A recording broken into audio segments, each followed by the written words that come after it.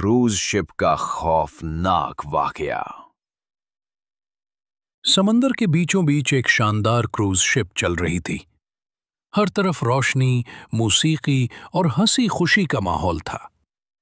मगर रात के 12 बजते ही लाइट्स अचानक बुझ गईं। एक जोरदार झटका लगा और जहाज रुक गया। लोग घबरा गए।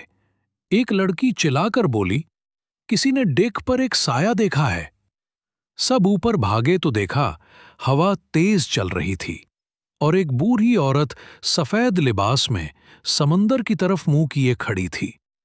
जैसे ही किसी ने करीब जाने की कोशिश की, वो औरत आहिस्ता आहिस्ता पानी में उतर गई, मगर उसके पैर जमीन पर नहीं पड़ रहे थे।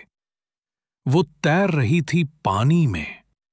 उसका चेहरा अचानक उभरा, खाली आंखों के साथ, और उसने खौफनाक आवाज में कहा, मैं वो हूं जो पिछले सफर में डूबी थी। अब तुम में से कोई मेरा साथ देगा? अगली सुबह सूरज चमका तो सब ठीक लग रहा था, मगर एक मुसाफिर गायब था। उसका कमरा बंद था और बिस्तर पर सिर्फ नमकीन पानी के निशान थे, जैसे कोई समंदर से वापस आया हो।